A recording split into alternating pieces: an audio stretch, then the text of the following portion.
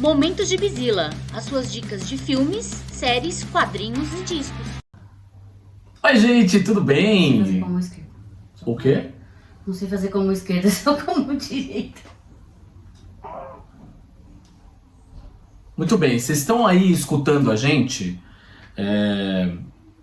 Esse é um episódio que a gente está fazendo no mesmo esquema que aquele episódio que a gente fez dos 15 gibis mais importantes da minha vida, da vida da Gabi. É só porque a gente achou que o assunto era legal o suficiente para que ele estivesse tanto no formato vídeo, para você que está aí no YouTube, quanto no formato áudio, para você que escuta o Imaginas Pega no Olho em tudo que é lugar. Todas as plataformas de áudio aí, enfim, você já sabe quais são, né? Spotify, Deezer, Amazon Music e por aí vai. Bom, antes de mais nada, a gente demorou pra ter um novo episódio? Demorou, porque teve muita coisa acontecendo nas últimas semanas, teve filho precisando de ajuda com mudança, e a gente aqui numa correria em casa, teve o Bangers Open Air, aí vocês viram que teve um monte de entrevista e material que eu produzi, vídeo, não sei o que, fora o emprego número 1, enfim, eu faço coisas, a Gabi faz coisas, né, pra gente ganhar dinheiro pra botar comida aqui em casa. Se você, inclusive, quiser ajudar a gente, quem puder tá? ajudar, a gente põe aquela... A gente vai até fazer uma campanhazinha especial. Não vai ter problema se falando quem puder ajudar. Quem puder ajudar. A gente vai fazer uma campanhazinha especial, inclusive relâmpago, para vocês que gostam do canal, que gostam do podcast, que gostam do Gibizila como site, enfim, que gostam das coisas que a gente faz de conteúdo. A gente vai fazer uma campanhazinha especial para dar um jeito neste nosso quarto dos gibis aqui, que a gente vem gravando já agora exatamente um ano. De maneira absolutamente improvisada, então você vai dar uma ajuda para nós. Tá? A gente vai abrir uma campanha aí rápida, um valor absolutamente acessível, qualquer um aí que tiver R$10 para ajudar, R$5... Melhore o cenário. Melhore o nosso cenário. R$5 você já está ajudando num pagamento só. Por enquanto não tem pagamento recorrente, tá? Mas vamos falar sobre isso um pouco mais pra frente. Mas a gente vai pensar nas recompensas também. Mas vamos falar sobre isso mais pra frente. Primeiro eu vou fazer essa campanha, que a campanha é para dar um jeito aqui no nosso quarto. Dos gibis, na nossa gibiteca, tá? Vocês lembram como ela era antes, que era legal pra caralho, no outro apartamento lá, não sei o que, aqui no apartamento novo, não, na casa nova, a gente não conseguiu dar jeito nela ainda. Enfim, então você já sabe que foi por isso, por essa soma de fatores que atrasou o episódio do Imaginas Pega no Olho, mas estão aqui de volta, tá? Formato vídeo, se você estiver no YouTube, e em formato áudio nas outras plataformas, tá? A gente vai falar um pouco sobre um assunto, que foi um assunto que movimentou a gibisfera nos últimos... Gibisfera é muito maravilhoso, né? Movimentou a gibisfera nas últimas semanas, que foi uma fala de um moço chamado Alan Moore, tá? Simplesmente. Ele deu uma entrevista para um site chamado... Tô aqui com a colinha, tá? No computador, a Gabi tá com a colinha no celular aqui, enfim... ele deu uma entrevista para um portal chamado Retrofuturista. Você já ouviu falar? Eu também não. Mas é o Alan Moore. Ele dá entrevista para quem ele bem entende e foda-se. Ele disse o seguinte: os quadrinhos deixaram de ser acessíveis à classe trabalhadora. O que nos gerou, portanto, a pergunta que está na thumb do vídeo, do podcast, em todo lugar, que é: gibi agora é coisa de rico? Ponto de exclamação. De exclamação não, de interrogação. Vamos ver se até o final do episódio vira um ponto de exclamação. Mas é um ponto de interrogação por enquanto. Você responde aí nos comentários se você já tiver uma resposta. Enfim, mas olha a justificativa do Alan Moore. Alan Moore, acho que eu... Não precisa, dispensa apresentações. Dispensa de apresentações, mas enfim. Se você segue o Gibizila não sabe quem é o Alan Moore, então a gente fala pra você voltar alguns dos vídeos aí. Inclusive nos vídeos dos nossos quadrinhos preferidos, que ele está entre os... Stop. E a gente fez um vídeo também, que era um vídeo especificamente do aniversário dele. A gente falou das nossas obras favoritas e tal. Mas, pô, V de Vingança, Watchmen, enfim, você sabe de quem a gente tá falando. Ele diz o seguinte: embora os quadrinhos sejam uma forma de arte surpreendente, cujo potencial está longe de ser explorado, totalmente explorado, né? A indústria fez com que eles perdessem uma de suas características primordiais, a acessibilidade. Abre aspas agora para o que o Alan Moore disse. O que me atraiu para os quadrinhos inicialmente foi o fato de serem ignorados pela cultura e considerados um meio de segunda categoria, adequado apenas para crianças ou para a classe trabalhadora. Foi justamente essa marginalidade, aí nas palavras do Moore, que trouxe aos quadrinhos a possibilidade de transmitir ideias mais poderosas. De novo, frase do Alan Moore: abre aspas, nas mãos certas, os quadrinhos poderiam se tornar um campo onde ideias úteis, poderosas e potencialmente libertadoras, apresentadas de forma atraente e envolvente, poderiam ser transmitidas a jovens e pessoas pobres em toda a sociedade, de maneira rápida e cativante. A quem mais precisa dessas ideias, basicamente. No entanto, uma perspectiva acabou corroída, capitalismo, né? É isso que o Alan Moore está querendo dizer. A perspectiva foi corroída com o tempo e com as mudanças na indústria, e ele considera que as HQs se tornaram inacessíveis para crianças e pessoas de baixa renda. Parece ser, mesmo em seus exemplos mais dignos, um campo que gera conteúdo principalmente por, para e sobre pessoas de classe média. Ele esclarece que não tem nada contra esse público, mas pondera que a produção atual não tem relação com as origens da linguagem, e as histórias em quadrinhos foram concebidas por, para e sobre a classe trabalhadora, que era o seu público e, na minha opinião, seus melhores criadores. Antes da gente entrar no mérito, vale lembrar um pouco esse aspecto histórico as origens dos quadrinhos. Exatamente, verdade, que o Alan Moore levantou aqui. Então, os quadrinhos surgiram, na verdade, lá nos idos de 1930, né? Tipo, os quadrinhos que a gente fala de revista mesmo, né? Os quadrinhos sempre existiram na questão de tirinhas de jornal, por exemplo. Os quadrinhos surgiram nas tirinhas de jornais, e ainda tem gente que resgata lá atrás, que existe, né? Remonta as pinturas rupestres, por exemplo. É uma forma de seria uma forma de contar. Narrativa gráfica, né? Isso. Mas os quadrinhos como nós conhecemos hoje, em forma de revista ali, os papéis grampeados, né? Surgiram lá na década de 30, lá na Grande Depressão.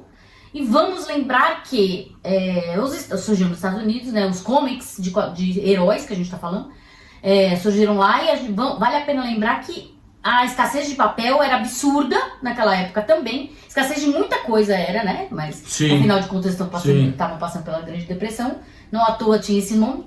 E a escassez de papel era muito grande. Para tornar os quadrinhos um meio de entretenimento acessível, eles eram impressos em papel jornal. Um papel muito, muito, muito vagabundo, que custava $50. Às vezes menos, às vezes $10. 50 centavos, não é nem dólar, é centavo, tá? Às vezes 10 centavos. Então, assim, acabou ficando muito popular pela acessibilidade, né? Porque era muito fácil, lembre-se que não tinha televisão, não tinha redes sociais, né? Claro, não tinha televisão, muito menos redes sociais. E o rádio era o principal meio de entretenimento na época, e os quadrinhos entraram num nicho muito, muito, muito carente disso. E vamos lembrar também que estavam passando pela Segunda Guerra, né? Tipo, uma coisa seguiu-se da outra, que também o mundo caiu numa grande depressão. Não só os Estados Unidos estavam passando pela Grande Depressão na década de 20/30, metade dos anos 30, como nos anos 40, metade dos 30 para 40, também teve a Segunda Guerra Mundial, que aí a gente dispensa apresentações também, a gente não precisa nem introduzir o quão o mundo entrou num buraco sem fundo nessa época, e que os quadrinhos acharam ali um terreno hiper fértil para proliferar, para crescer, para ter. O mundo estava passando pela carência de heróis, literalmente de alguém que apresentasse esperança, né? Tipo, coisas que apresentassem esperança. E os quadrinhos de heróis entraram nesse nicho com tudo, e principalmente na classe trabalhadora, na classe pobre, né? E os soldados também, né? Ele era muito difundido entre os soldados. Eles eram levados para o fronte de guerra, né? Para entreter os soldados e para também animá-los, né? Tipo, o Capitão América, por exemplo, foi um grande incentivador. O Superman também, né? Enfim. Dos soldados na época. É isso. Na primeira capa do Capitão América, ele tá socando Hitler, né? Tipo, a gente tem que lembrar, assim, que... Ou seja, a classe trabalhadora raiz ali na consolidação dos quadrinhos como meio de entretenimento.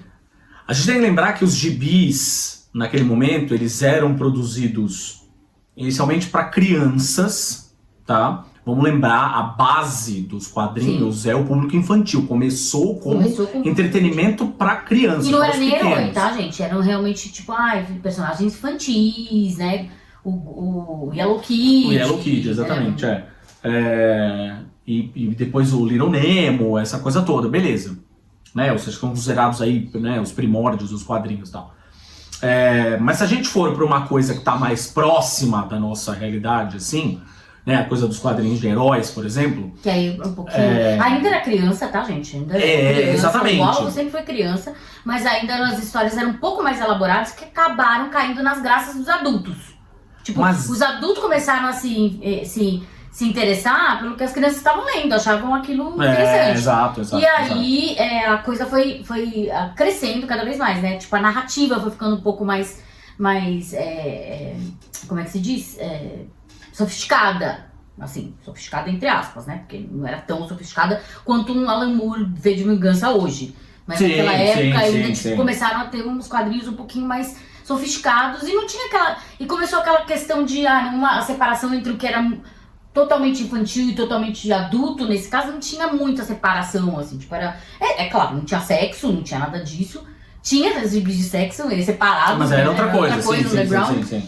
Assim como tinha quadrinhos de terror, quadrinhos, enfim, de romance que eram feitos para mulheres, muitas aspas aqui, né? Enfim, exatamente. Mas os quadrinhos populares, principalmente da Trindade, né, por exemplo, Superman, Batman, Mulher Maravilha, era geral, era pra todo mundo. Tipo, aí os adultos começaram a se interessar também por aquele tipo de narrativa. Gibis, a gente tem hoje a visão de gibis, principalmente gibis de super-herói, assim, né, enfim, os mais populares, a gente tem uma visão dos gibis como sendo algo, ou mesmo os mangás, né, a gente tem a visão deles como sendo algo capa dura, de luxo, não sei o que, blá blá. Não, gente. Eram pouquíssimas páginas, papelzinho vagabundo, preços que beiravam centavos, preto e branco, que era para o povo poder comprar, assim, saca? E como o próprio Alan Moore diz, quem produzia também era da classe popular. Stan Lee, pobre. Jack Kirby, pobre. Joe Simon, pobre. Will Eisner, pobre. Todos eles eram pobretões, que no fim das contas não tiveram... A Gabi até já escreveu um texto sobre isso, que a gente até coloca aqui no link nos comentários, na descrição do texto, né, pra quem tá vendo em vídeo. Eram imigrantes que não tinham... Eles não tinham esperança nenhuma, eles não tinham abertura em outra camada da sociedade. Eles eram imigrantes judeus, lembrando que eles estavam fugindo da Segunda Guerra, né?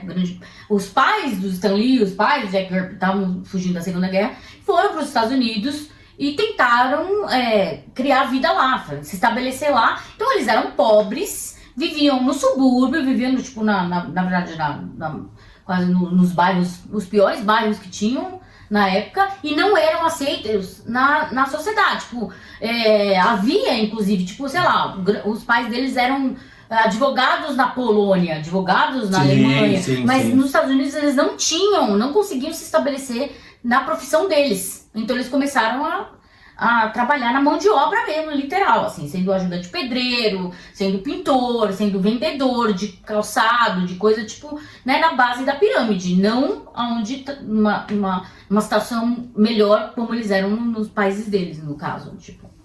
Então, gente, vamos lá. Eles não eram aceitos nessa camada da sociedade, eles eram bem base da pirâmide. A visão que a gente tem de Marvel e DC hoje, principalmente contaminada pelo que a gente vê no cinema, superprodução, indústria e o caralho, isso não poderia estar mais longe da realidade. Mais longe da realidade. Era simplesmente um tipo de entretenimento marginal. Era marginal, tipo underground, praticamente quase underground, assim. Então, pra vocês entenderem de onde o Alan Moore tá tirando a primeira leitura dele. Quando você começou a ler quadrinhos, Gabriela, quando você começou a ler quadrinhos, com o que você começou a ler? O que te levou, no começo, bem no início mesmo, aprendendo a ler ali? Aprendendo a ler foram Turma da Mônica e Heróis da TV. No meu caso, primeiro Turma da Mônica, foi bem isso, assim, no meu caso. Primeiro Turma da Mônica, depois os quadrinhos da Disney e depois comecei a ler quadrinhos da Marvel. Isso com 7, 8 anos de idade. Você lembra vagamente, assim, quanto custava um gibi na época que você começou a ler? Nossa, muito barato. Muito barato. 2 cruzeiros. Obviamente que a gente que é um pouco mais velho, a gente começou a ler e consumir e tal, não sei o que, né? Numa época em que não existia nem o real. Nem o real. Né? Ou seja, cruzeiro, cruzado, todas essas mudanças econômicas de moeda que o Brasil passou. Mas eu fiz um recorte, pra gente começar a entender aqui, começar a conversa, fiz um recorte, que é um recorte de plano real, né? Para considerar, portanto, a mesma moeda que temos hoje, para não ter que ficar fazendo os cálculos do quanto representava um cruzeiro, um cruzado, não sei o que. Então, vamos lá, plano real, corte, tá? Tô aqui com a cola, eu coloquei o computador, tava no meu colo, eu tive medo de derrubar ele no chão, então eu coloquei ele aqui do lado, tá? Em cima de uma pilha de gibi. Eu já falei, tá aqui, ó. Na época do Plano Real, comecinho do Plano Real, em 1994, o gibi formatinho de super-heróis custava, rufem os tambores, gibi formatinho de super-herói, custava R$1,45. O gibi mensal, sabe esse mensal que tem ali todo mês da Panini na banca? R$1, gente. R$1,45. Você não toma nem ônibus com R$1. Nada. Nossa, não, compra não nada, mesmo, nada. não mesmo, imagina. Por que você compra com R$1? R$1,45. E esse era a ideia de quando os quadrinhos surgiram, tá? Era um negócio muito, muito, muito barato. Ali, 2 anos depois, 96, portanto, eles já estavam custando R$2,20. Por volta dos anos 2000, ou seja, mais uns 4 aninhos depois, já estavam custando R$2,50. E no final de 2020, um gibi do Superman, por exemplo, você encontrava ele nas bancas, gibis mensais, eu tô falando, tá? Os gibis mensais, você encontrava eles na banca por R$12,90. Hoje, um mensal da Panini, falando primeiro de super-heróis, calma, a gente não vai falar só de super-heróis aqui, tá? Mas só pra vocês entenderem. Um mensal da Panini hoje custa R$19,90. Vou dar um exemplo aqui. A gente vai mostrar isso, você tá vendo em vídeo, obviamente você tá vendo, né? A gente tá mostrando aqui o Absolute Mulher Maravilha, que é essa... A gente tem um episódio com o Leroy e com o Léo, do Fala Animal, falando sobre as versões Absolute e Ultimate da Marvel e da DC, né? Que são essas novas iniciativas editoriais para angariar novos leitores, é um novo universo, fechado, fora da cronologia bagunçada que a gente tá mais acostumado, né? Enfim. Absolute Mulher Maravilha, esse aqui, ó, tá? Nós compramos ele por R$19,90. Olha que precinho aqui em cima, tá? Pra não dizer que eu tô mentindo. R$19,90. A gente comprou, óbvio, porque todo mundo diz que é o melhor gibi da série Absolute, eu concordo. Aqui tem as 2 primeiras edições americanas, numa só, né? Só que agora este gibi... Cartonadinha, o papelzinho bem ok, olha aqui e tal, estamos mostrando no vídeo. Bem legal, com uma gramatura envernizadinha, legal, beleza. envernizadinha. Só que hoje o Absolute, a gente pagou R$19,90. Isso, né? Isso aí, R$19,90. Hoje os Absolutes já estão R$24,90. Tá? Os mensais em si da Panini, tá, a gente tá falando de 48 páginas, tipo o Homem-Aranha. O Espetacular Homem-Aranha, por exemplo. Básico, tá? Nas bancas hoje, 48 páginas e tá custando esses R$19,90, tá? Aí a gente pode perguntar, por exemplo, eles lançaram falando de super-herói.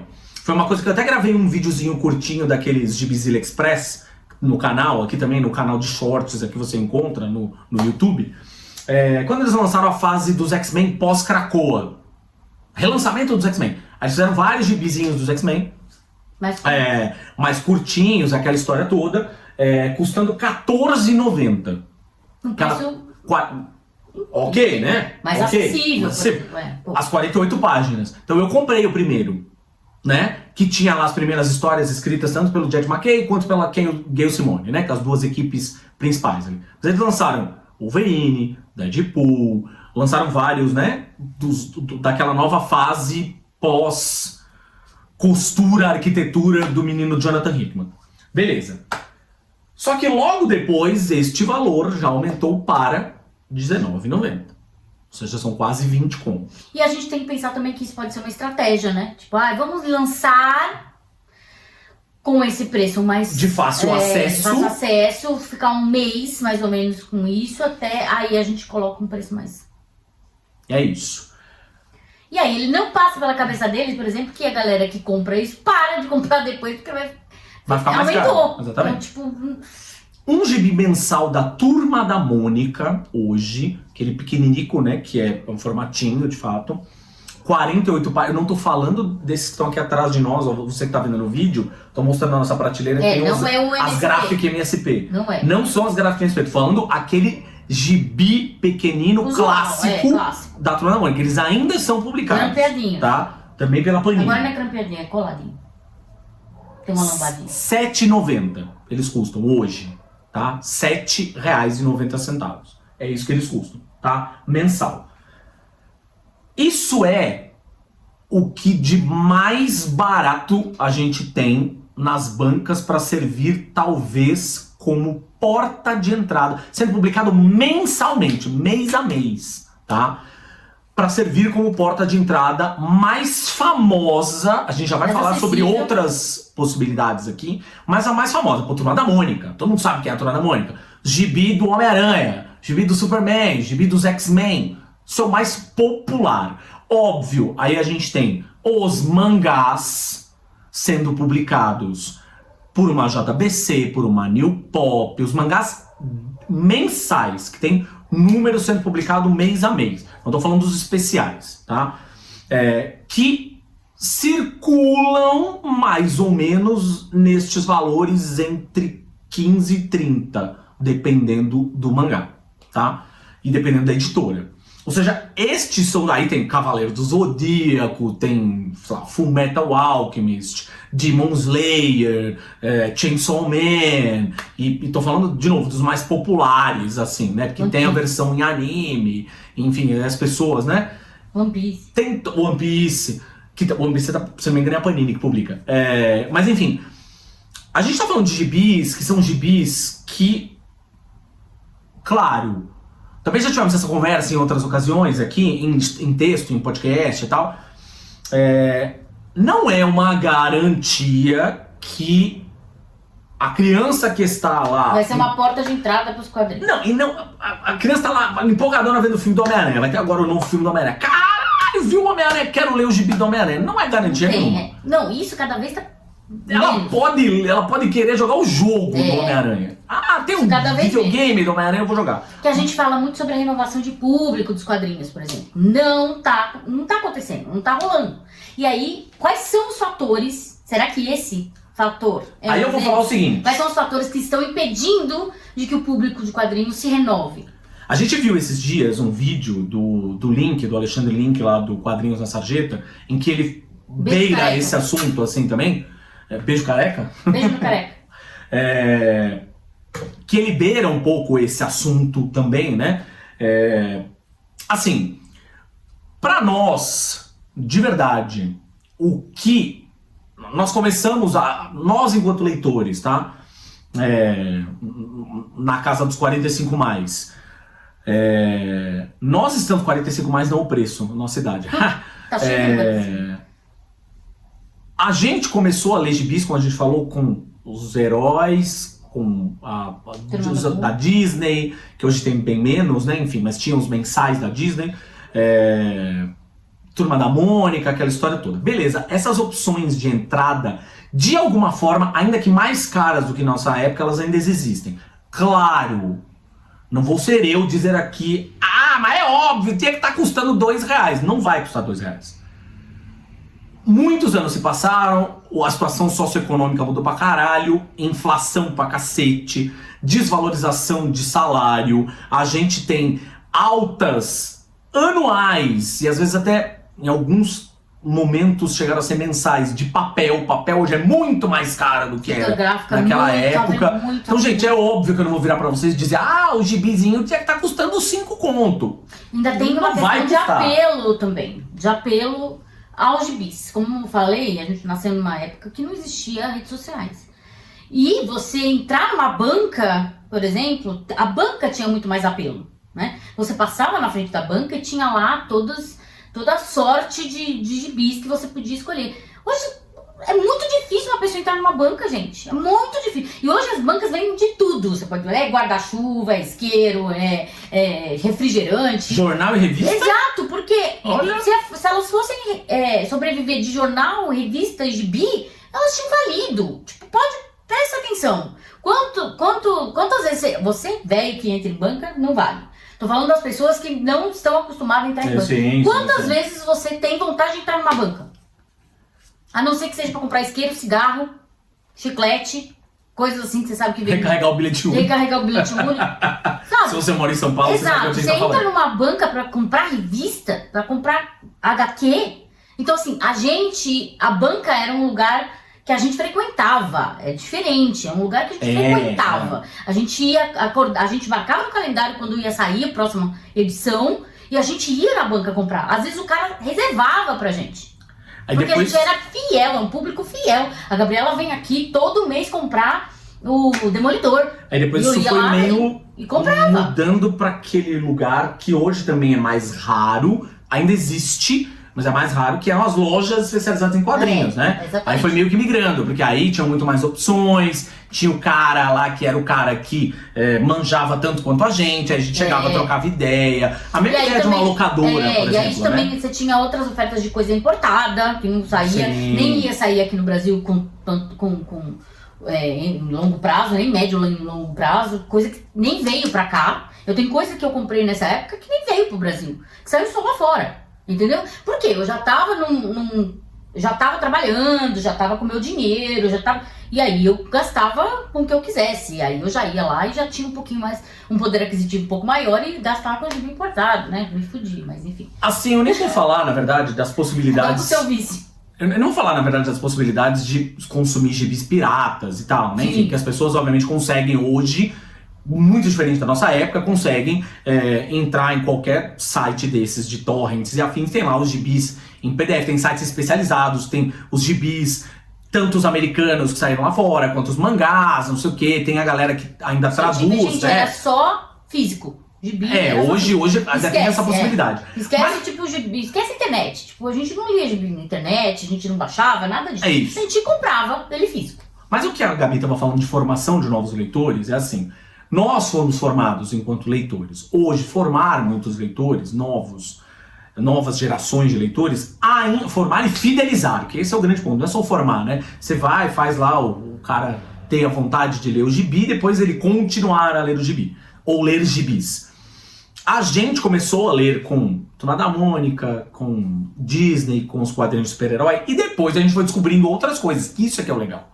A gente foi descobrindo vários quadrinhos nacionais, quadrinhos argentinos, Europeus, franceses, exatamente. espanhóis. A gente foi tendo oportunidades de ir atrás de coisas que foram expandindo o nosso repertório, né? Os próprios quadrinhos japoneses, quando chegaram no Brasil, foram uma febre justamente porque era um jeito diferente de produzir gibis, era um jeito diferente de contar histórias em quadrinhos. Então a gente começou ali um pouco a tornar o nosso repertório diferente. Agora, como a gente faz isso? Como a gente, forma novas num país que lê, as pesquisas mostram, nós estamos num país que lê cada vez menos, lê como um todo, não só gibi, mas livros também, lê cada vez menos. Como formar essas novas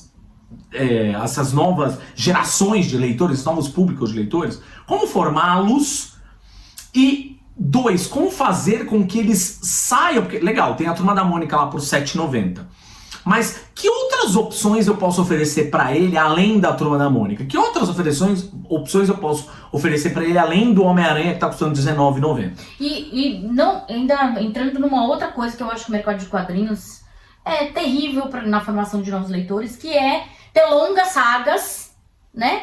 E aí o cara fica perdido sem saber por onde ele começa. Ou por onde começa. Para isso vai ter que ler... Pra você entender essa história, você tem que ler cinco arcos antes disso. Aí o cara, ai meu Deus, sabe? Tipo uma puta... Já tem uma preguiça de ler. A galera já tá desacostumando de ler. Sim, já tá desacostumando de ler. Não é nem às vezes preguiça.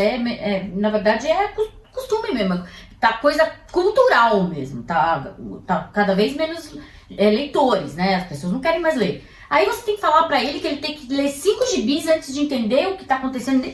Caralho, tipo, o cara vai desistir. Eu falava, nossa, eu não quero nem saber. Eu quero uma história que seja começo, meio e fim, fechada. Que explique o que é esse super-herói, de onde ele veio, o que ele faz, quais são os poderes dele, e daqui pra frente, aí é onde eu posso ir. É muito difícil, a não ser que você dê aqueles one-shots, na verdade, são clássicos, que a gente fala, vou ler O Homem Sem Medo, do Demolidor, por exemplo, que hoje custa quanto? Pois é. Então, aí tem a outra questão, que é a questão do seguinte. As editoras de quadrinhos, e aqui eu não tô falando só da Panini, tá? Estou falando também da Panini, com seus quadrinhos de heróis e afins, e algumas propriedades de mangás que eles têm. Mas não tô falando só da Panini. Estou falando de editoras que hoje oferecem um cardápio mais farto e variado, que seria um cardápio muito legal da gente poder oferecer para outros públicos, nesta formação de novos públicos, quadrinhos, de novo, vindos de outros países, quadrinhos vindos da Coreia, da China, legal pra caralho, tá? Do Uruguai, quadrinhos africanos, tal, não sei o quê. Muito legal. Só que, vamos lá, Comic Zone, Veneta, a Pipoca Nankin e a própria Panini estão investindo cada vez mais no público colecionador. Vou mostrar uma coisa pra vocês. Esse aqui, estou mostrando no vídeo, é um ônibus da Mulher Hulk, tá? Que é um dos poucos ônibus desses, olha o tamanho da lombada da parada, é enorme, tá? Que é um dos pouquíssimos ônibus que a gente tem aqui em casa que a gente comprou. A gente tem outros que a gente recebeu. Ele tem por volta de, deixa eu ver aqui a quantidade de páginas, ali por volta, quase 800 páginas, tá? Uma bíblia. Aqui, ó. Este ônibus, o que foi que aconteceu? Certa vez, numa dessas promoções da Amazon, é da fase da Mulher Hulk do John Byrne, que é sensacional. Clássica, exatamente. Que tem uma coisa de metalinguagem, é legal pra caralho, da quebra da quarta parede, muitíssimo antes do Deadpool, não sei o quê.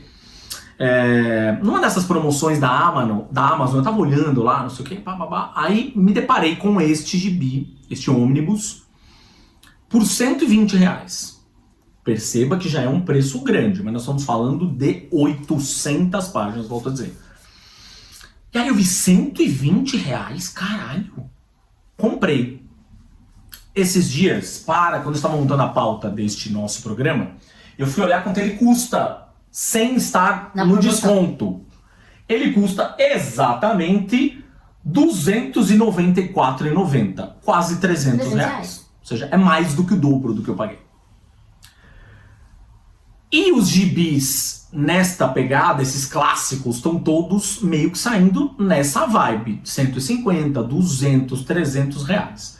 Gente, lombada, com jaqueta, com... É claro que... aí faz um puta acabamento gráfico incrível. Exatamente, reserva de verniz, blá blá blá. Eu não sou contra existir material para colecionadores. A gente fez aqui um exercício, eu e a Gabi, de gibis que a gente quer comprar. Que a gente não tem grana ainda, tá? Que, volto a dizer, passou a era em que a gente recebia gibi toda hora das editoras. Porra nenhuma. Tá? É porque a gente não é influencer. São algumas poucas que ainda mandam alguma coisa pra gente. Números, a gente só, na verdade, a gente só tem 20 anos comentando quadrinhos, mas isso não é nada. Sim. Mas não temos 1 milhão de seguidores, então foda-se. A gente pegou 2 gibis que a gente tava querendo comprar. Um deles é a Astrologia da Liv Stromquist, tá? Stromquist. Ele custa R$99. E ele é fininho, hein, gente? R$99. O outro é a propriedade da Ruto Modan, que a gente já fez matéria aqui no site, não sei o que, livro sobre ela. R$119. Volto a dizer, não é um gibi enorme não, tá? Não estou falando de um gibi de 800 páginas, não. Eu estou falando de um gibi de 40. Não, 40 também não, mas ele tem, sei lá, umas quase 100 páginas, qualquer coisa assim. Gente, vamos lá. Assim, de novo, eu tenho zero problemas com relação a se pensar no público colecionador. Que aí eles fazem este tipo de gibi, né? Tipo esse da Mulher Hulk que eu mostrei pra vocês, que não é, volto a dizer, não é exclusividade da Panini. A Pipoca Nankin faz igualzinho com os gibis que eles têm das Tartarugas Ninja. A gente tem alguns aqui da Comic Zone, logo aqui atrás na nossa prateleira, que tem a mesma pegada também, né? Ou seja, tem o Che aqui atrás, tem alguns que a gente comprou. Tem posta boa, tem um monte aqui. Legal pra caralho, não sei o que. Só que, óbvio, custa caro. Custa caro.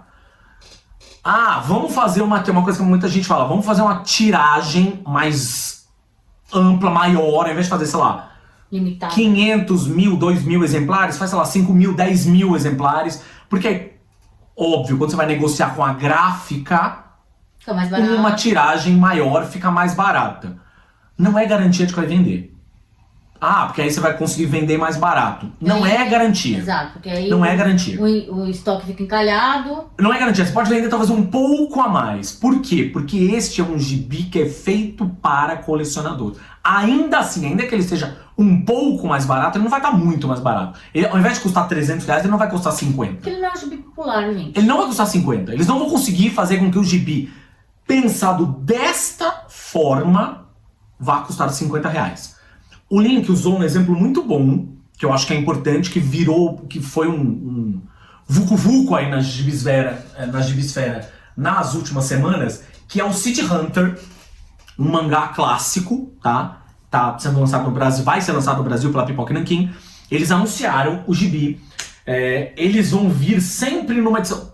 Vai lançar a série inteira, segundo consta. Se não me engano, são 12 edições pra ter a série completa. Porra, animal, né? Vou ter a série completa. Cada edição, 118 a 120 reais. Tem um ali que tá 140. 140, que é o volume 2, né? Enfim. Caraca. Meu 118, 140? Meu povo querido, para eu ter, vou arredondar, tá? Porque nós somos de exatas. Vou arredondar aqui. 100 reais. Se são 12 edições, para eu ter isso completo, se é que tudo vai sair mesmo, porque a gente sabe que algumas... Existe essa possibilidade. Quando a gente tá falando de coleções, se coleções não costumam vender, a editora meio que descontinua. Ela desengana e foda-se, e você fica com a sua coleção... Pela metade. Pela metade. Nem nunca. Mas vamos supor que seja um sucesso de vendas. A primeira edição, em teoria, pelo menos, foi um sucesso de vendas. Nas primeiras horas lá, que abriram a pré-venda na Amazon, vendeu lá todas as 500 edições. Perceba, uma tiragem pequena, tá? Tava para pré-venda. Muito bem, mas fazendo o cálculo aqui, bem de padaria, se cada uma delas custa 100 reais, para completar as 12 edições, 1.200 Vai reais. desembolsazinho aí 1.200 reais. Para ter a sua coleção completa. Daria talvez para lançar isso em edição, mas é um tijolão assim, né? Ela é grandona. Daria para lançar isso num formato menos luxuoso, com cada edição por volta de 50, ou seja, não o mesmo formato. O mesmo formato custando 50 reais, praticamente impossível. Né? Todo luxuoso, acabamento gráfico. Todas as partes. Mas talvez repensar o formato. Esse é o grande ponto. Tudo tem que ser pensado só pro colecionador. E aí a gente... Esse colecionador, eu tava falando pra Gabi, esse colecionador, em um determinado momento, o que vai acontecer? Ele vai ficar velho. E ele vai morrer. E aí o que vai acontecer é que você não vai ter conseguido nunca renovar esta porra desse público. Não vai ter um outro colecionador pra colecionar por ele. Ele exige certas coisas, né? O colecionador, ele exige um acabamento muito melhor. Ele exige lombada. Não vamos esquecer dos lombadeiros. Lombadeiros, aqui atrás. Né? Porque gosta de exibir o HQ. Às vezes nem lê. Vou falar sério. Às vezes o cara não lê. Ele compra como troféu. Ele compra pra exibir. Às vezes fazer um cenário pra vídeo, pra falar sobre vídeo, não lê aquela porra. O Ricardo Selig da Collectors Room, que tem o Collectors Quadrinhos, né? Ele fala muito isso. Ou seja, que a gente vive um cenário em que as pessoas compram o gibi, elas fazem um unboxing, que é legal pra caralho. Faz um unboxing. Olha esse gibi. Ou vende. Olha que incrível, este gibi sensacional, tirei aqui do plástico, olha só as páginas e tal, cheiro de gibi, sensacional, o link da Amazon tá aqui pra você comprar. Não fala nem sobre, nem leu, não comenta o gibi só depois de ler, não. Fez o unboxing, beleza, e aí depois, prateleira, qual que é o próximo? Recebi esse aqui, não sei o que, né? E no fim das contas, se estimula o colecionismo pelo colecionismo, né? O próprio Lenin que estava falando no vídeo dele, que algumas pessoas até reclamam que quando ele pega uns gibis, e às vezes ele pega uns gibis mais velhos, tal, pega o gibi e ele meio que comenta o gibi do começo ao fim, ou um arco, não só, né, o gibi único, mas um arco daquele gibi do começo ao fim. Ah, tem spoiler, não sei o que. Eu falo, putz, mas cara, eu quero estimular as pessoas a lerem quadrinhos, ponto. Não aquele gibi em específico para comprar na Amazon e eu ganhar o meu cascalho como comissão. E vamos combinar spoiler do quê, cara? Tem gibi que tá sendo relançado aí que tem 40 anos. Tá fazendo 40 anos esse ano. 40 anos. Tipo, caralho. Spoiler do caralho. Vai ter spoiler do Cavaleiro das Trevas. Spoiler do Cavaleiro das Trevas. Você quer? Exato. Spoiler da Mulher Hulk. Porra! Você gosta de quadrinho? Você já pelo menos ouviu falar das histórias que estão nesses quadrinhos, Exatamente. sabe? Então não tem spoiler. Que caralho de spoiler? Aí eu queria, na verdade, bom, formação de novos leitores. Como a gente faz essa formação de novos leitores? Pensando em diversificar os formatos. Isso eu estava falando do City Hunter, é isso, de repente pegar esse City Hunter e lançar em mais volumes, só que volumes menores, uma qualidadezinha ok, bacana, bonitinho, sei lá, por 50 reais. Não fazer um negócio horroroso, tipo, mas... Para quem costuma custar... Pela metade do preço, gente. Só. É isso. Sabe? 50 pra ser mais conto. acessível. É isso. Tem uma galera que junta dinheiro pra comprar isso, sabe? Principalmente público de mangá. Caralho, público de mangá, existe uma discrepância muito grande entre, tipo, a galera que coleciona mangá, que é colecionador mesmo, que tem grana pra comprar, tipo, a coleção inteira, e uma galerinha nova, que tá trabalhando agora, tá juntando lá os 50 dele pra conseguir comprar aquilo lá. É muito, muito distante um público do outro. Muito. Mas a gente sabe que a grande maioria do público de mangá é jovem. É jovem, tá? Tem a galera mais velha, como a gente, 45 mais, que gosta, que conhece os clássicos, que pode comprar, sem problema. Mas tem uma galera jovem, que não tem essa grana. Não tem mesmo? Não tem. Como que a galera vai comprar? O cara tá no primeiro emprego dele. O meu filho, por exemplo. Tipo, a gente tem um exemplo aqui em casa. Meu filho... Por exemplo, tá começando a trabalhar agora. Tá ganhando 150 reais por dia. Ele vai gastar 50 reais no mangá, gente? Não vai. O dinheirinho dele não vai. É isso, o formato... Aí, ó, olha só, tem algumas coisas que a gente queria discutir aqui. Possibilidades para o mercado. São respostas definitivas? Não. A gente tem a resposta definitiva? Nunca. Não. Ninguém nunca vai ter. Mas, cara, olha só. Tem uma coisa que a gente costuma falar com certa frequência, que é sobre um selo chamado HQ para Todos, da Conrad. O que eles fazem com isso? A Conrad continua lançando, tá? Várias coisas para colecionador, sim, umas edições bonitas pra caralho, de luxo, puta acabamento, 70, 80, 90, 100 reais, beleza. Aí eles estão lançando esse HQ para Todos já faz um tempo, tá? Isso aqui não é de hoje. Não, tá? Essa iniciativa, inclusive, é uma ideia do Guilherme Kroll, que enfim, não tá mais lá na Conrad, mas, cara, que perdurou, tá? Que uma puta ideia. Uma puta ideia. Aqui a gente tem o seguinte, tá? Um gibi, curtinho, fininho, tá? A gente tá falando de coisa de... Vou pegar aqui a quantidade de páginas, sei lá, 20, 30 páginas às vezes, né? Enfim, 20 e poucas páginas, tá? Eles pegam histórias... Todas as histórias que eles publicam são fechadas. Fechadas. Ó, o que eu tava falando. História Você fechada. não precisa comprar 5 gibis pra ficar sabendo sobre aquele herói, sobre aquela história. Não precisa. É um one shot, começo, meio e fim. Essas histórias fechadas, elas, por exemplo, servem como um ponto de partida bem interessante para a pessoa que tá lá. Novo leitor, jovem leitor, lendo Turma da Mônica, R$ 7,90. Lendo lá os gibis da Marvel, da DC, R$ 19,90. Aí, pô, vamos sair desse vórtice, Turma da Mônica e gibi de super-herói. Aí o que a Conrad faz? Eles pegam diversos quadrinistas brasileiros e gringos, tá? Pegam essas histórias curtas, publicam. No caso de alguns brasileiros, eles pegam, fazem até um trabalho muito legal, fizeram bastante isso com a Laerte. Fizeram um trabalho de resgate, pegando histórias antigas dela, que tinham sido publicadas lá na Piratas do Tietê, histórias clássicas da Laerte. Por exemplo. Pegaram essas histórias, colocam aqui, tá? Neste formatinho, cobra sabe quanto? R$10. R$10, gente. R$10,90, tem uns que são R$12,90. Dá pra você comprar por R$50 5 HQs dessa pra dar pra um jovem leitor. 5!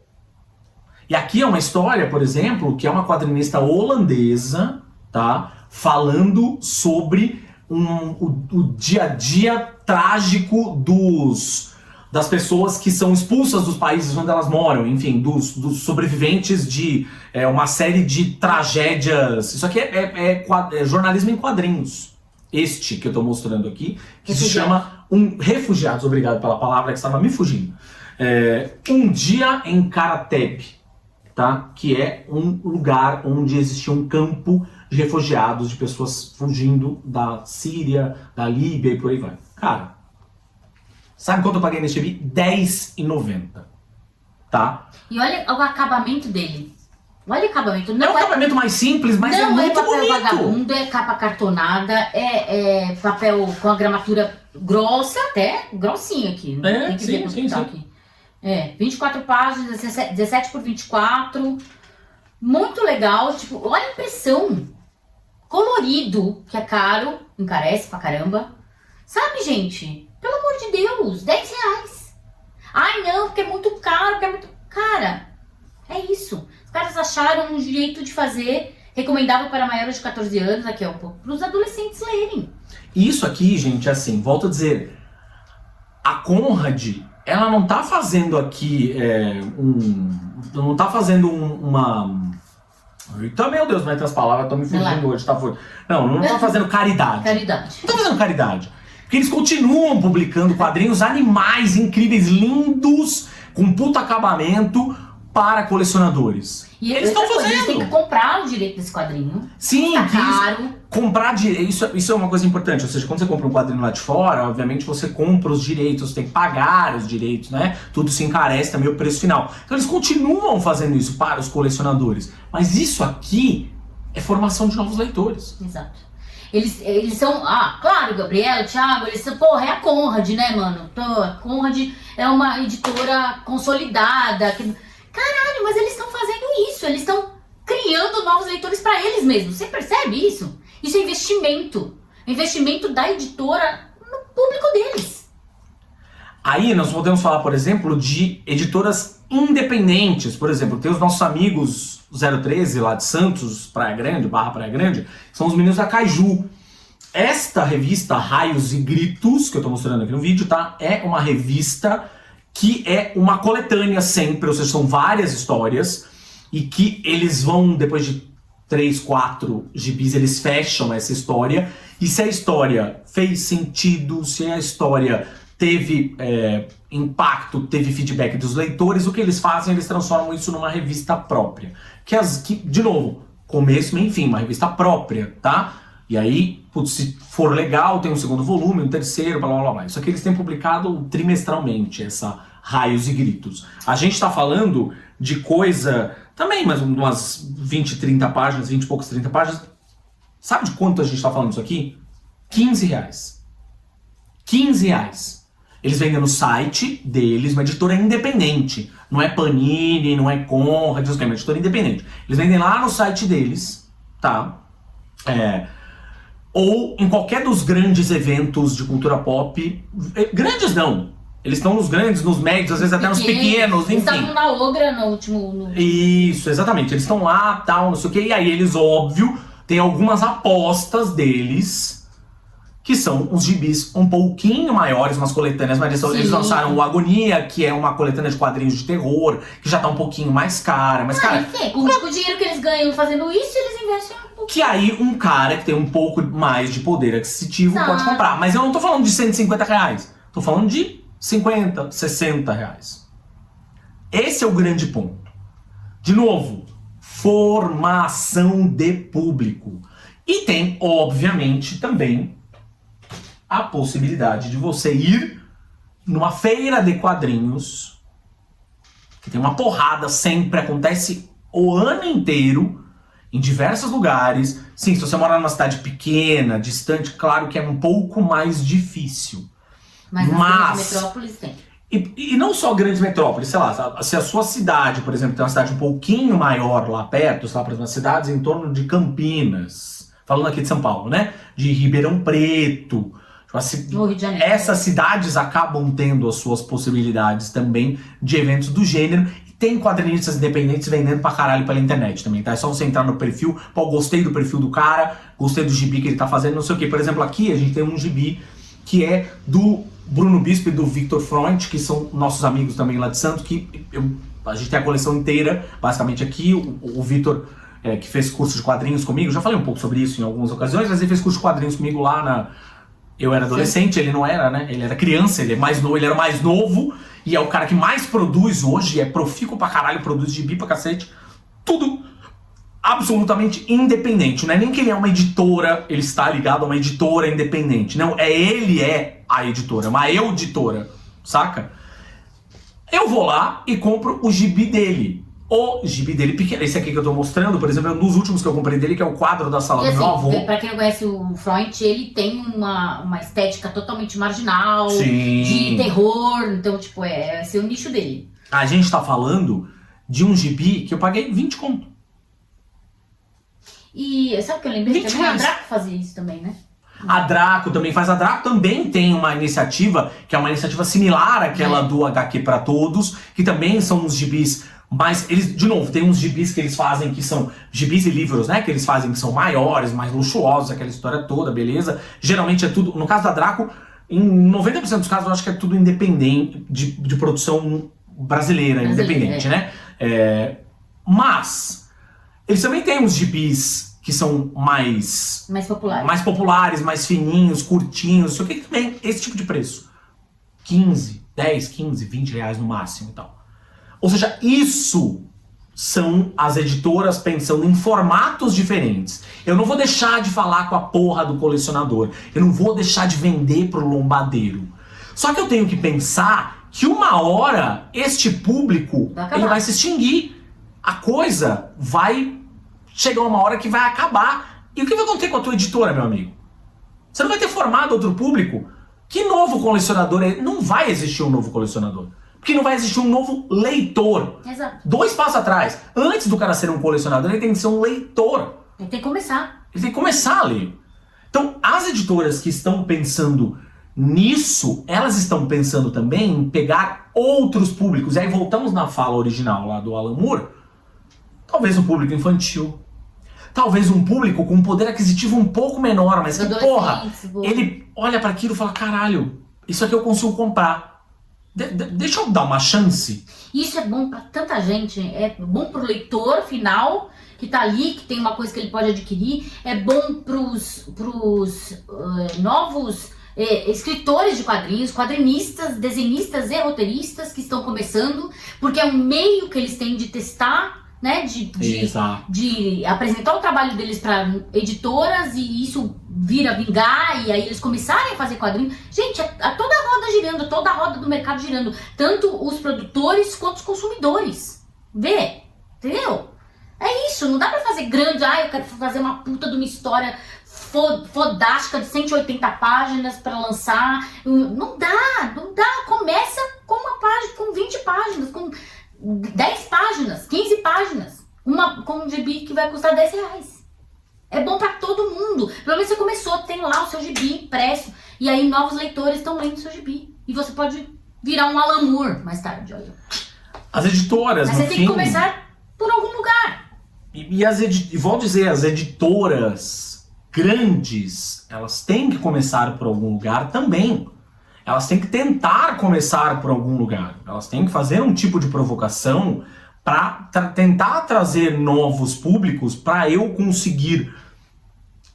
A Panini tá aí, estabelecida, lançando um arrodo. A Panini tá talvez num patamar aqui em cima que é muito difícil, inclusive, sequer conversar a respeito, sim. Mas a Panini tá aqui num patamar que tá lançando a rodo de gibi. Brasileiro, né? Gibi. Tome gibis. A quantidade de gibis que a Panini lança por mês, cada um, obviamente, com tiragens, né?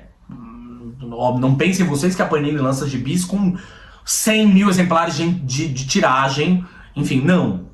Né? Ou seja, a gente tava vendo, de novo, naquele vídeo do Link, ele falou uma coisa de um gibi da New Pop. Se você for olhar ele hoje nos nos mais vendidos da Amazon, com absoluta certeza ele tá lá. Vendeu pra caralho, vendeu 200 mil exemplares. Que é o cara de quem eu gosto não é um cara. Se não me engano é isso, o título do que é um mangá. Ele tá há muito tempo no top. Assim, vendeu pra caralho. Claro, esse tipo de... e putz, é uma coisa, entre aspas, marginal. É fora dos grandes medalhões. Não é Turma da Mônica, não é super-herói, não é os grandes mangás ultra mega conhecidos com os seus animes consagrados, Dragon Ball Z. Não. Mas óbvio, é uma coisa fora da curva. Por isso que eu falo que não dá pra discutir a Panini.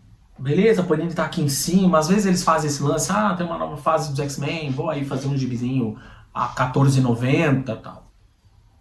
Tá bom. Mas, as outras editoras, cara, elas têm que construir esse público, tem que pensar isso de construir novos públicos, é pensar no negócio enquanto mercado, se você ajuda o mercado a crescer, você está se ajudando também a crescer. Claro, você está garantindo seu público. E você pensar também na sua própria editora. Na sua editora e no mercado. É investimento. É investimento em novos públicos. E você só faz investimento em novos públicos se você forma esses públicos. E para formar esses públicos, você não forma esses públicos com um gibi lombada quadrada, reserva de tinta dourada e o caralho, não sei o que, custando R$250. Você não forma. Não forma. Você fala com convertido já. Sim, mais do mesmo. Com convertido com dinheiro. Sim. Porque tem os convertidos que também pararam de consumir quadrinhos porque todas as coisas que eles queriam comprar custavam uma bica. Então você que já é um convertido, porra, tem opções fartas e variadas por preços muito menores e muito mais em conta, produzidas, por exemplo, por editoras que estão interessadas em formar público, como é esse caso da Conrad aqui, a gente falou da Draco e tal. Da Kaiju, ou mesmo pelos quadrinistas independentes. Vai atrás, vai nas feiras, vai no Arte Sale lá, em vez de ir na porra da CCXP pra ir participar de ativação tirando... Marca milionária? Tirando foto no sofá dos Simpsons. Netflix e o caralho. Não, caralho, vai no Arte Sale, tem um monte de gente lá vendendo seus próprios gibis. QR Code da galera, segue a galera no Instagram e vê os gibis da galera e compra online. Essa galera que não tem grana, gente. Essa galera tá lá, tá pagando uma puta grana pela mesa da CCXP, inclusive, tá deixando parte do lucro delas ali. Sim. Então, assim, vai na CCXP. Não tenho nada contra a CCXP nesse aspecto. Vá, mas prestigie o artista. Eu queria que esse fosse o único aspecto, enfim, mas não conta, né? Se eu pudesse comprar um ingresso para a CCXP e pudesse só ir no Arte Sale, seria maravilhoso. Exatamente. Mas enfim, o ponto é esse. Você que já é o convertido, porra, vai e não tem grana, como a gente não... Você acha que a gente compra quanto de gibi por mês? Tá louco. Vai atrás dessas opções. Elas existem. Você, editora, quer construir novos públicos? Não esquece do colecionista, é claro, né? Do cara que é o colecionador, é o cara que vai gastar. É óbvio, você não vai esquecer que esse cara te dá muito dinheiro no mês, eu sei disso. Mas é uma parcela muito pequena. Mas começa a formar novos públicos, porque vai chegar um determinado momento que este cara vai sair de cena. E aí você vai falar, ó Deus, que faço eu agora? Exato.